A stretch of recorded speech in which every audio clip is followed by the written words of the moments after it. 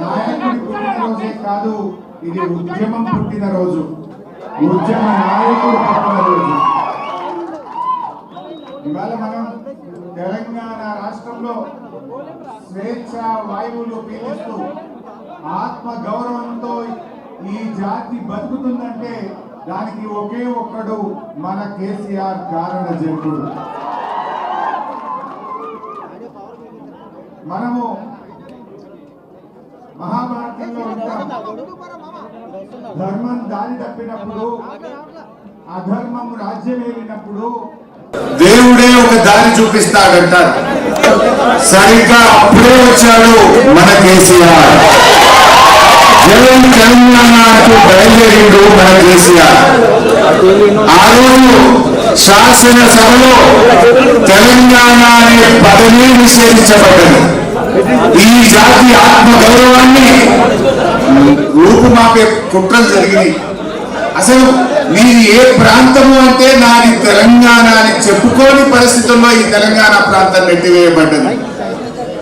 అంటే శాసనసభలో తెలంగాణ ప్రాంతం నుంచి గెలిచిన శాసనసభ్యుడు నా తెలంగాణకు జరిగిన అన్యాయం గురించి మాట్లాడలేకుండా గొంతు నొక్కిన సమయం. అంటే అదే అధర్మం రాజ్యం వెళ్ళడం.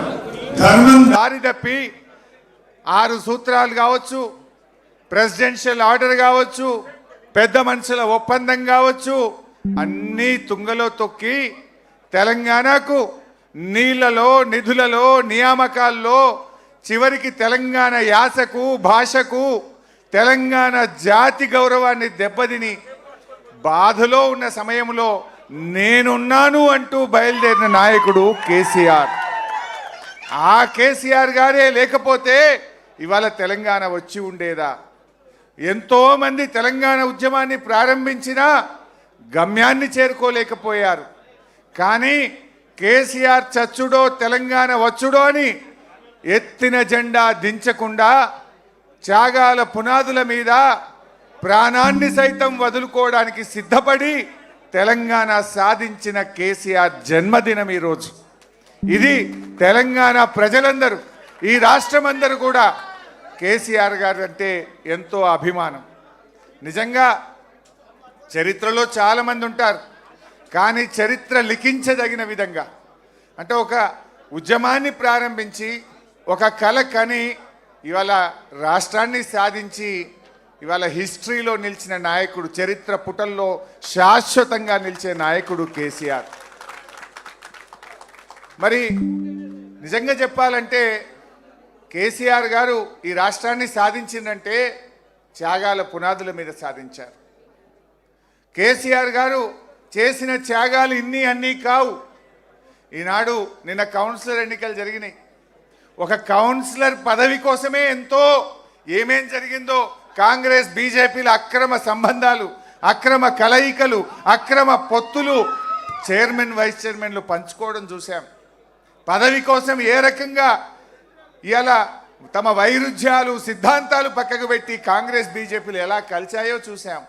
కానీ అదే కేసీఆర్ గారు పదవులను గడ్డిపోచల్లాగా ఎమ్మెల్యే పదవిని, డిప్యూటీ స్పీకర్ పదవిని, ఎంపీ పదవిని, కేంద్ర మంత్రి పదవిని, ఎన్నో పదవులను గడ్డిపోచల్లాగా త్యాగాలు చేస్తూ తెలంగాణ జాతిని ఏకం చేస్తూ రాష్ట్రాన్ని సాధించిన నాయకుడు కేసీఆర్. నిజంగా ఆ త్యాగాలే లేకపోతే, ఆ ధైర్యమే లేకపోతే ఇవాళ తెలంగాణ వచ్చిన ఎన్ని త్యాగాలు, ఎంతో.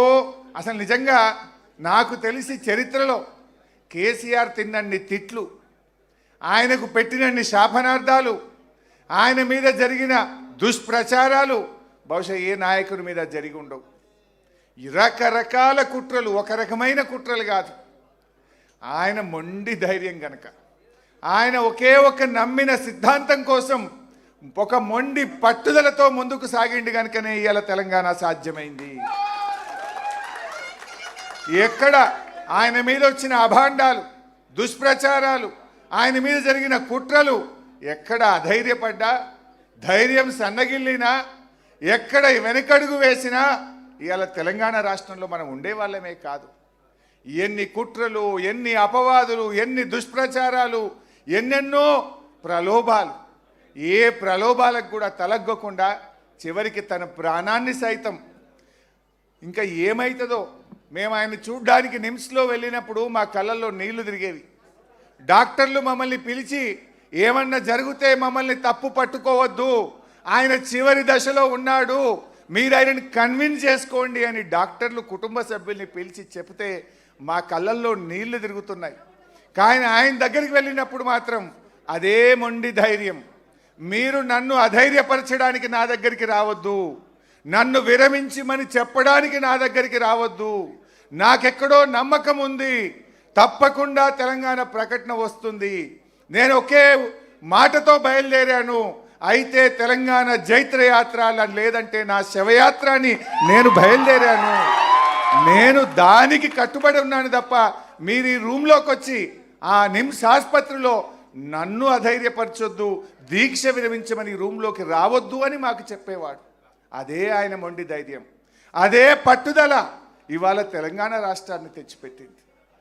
ఇలా కేసీఆర్ ఒక నాయకుడిగే కాదు, ఒక ఉద్యమకారుడే కాదు, తెలంగాణలకు పాలన చేత కాదు, తెలంగాణ వస్తే నక్సలైట్ల రాజ్యం అవుతుంది, తెలంగాణ వాళ్ళకు పరిపాలన రానే రాదు అని మాట్లాడితే దేశమే అబ్బురపడే విధంగా, దేశమే ముక్కు మీద వేలేసుకొని తెలంగాణ ఆచరిస్తుంది, భారతదేశం అనుసరిస్తుంది అన్నంత గొప్పగా ఈ రాష్ట్రాన్ని నడిపి చూపిన నాయకుడు కేసీఆర్.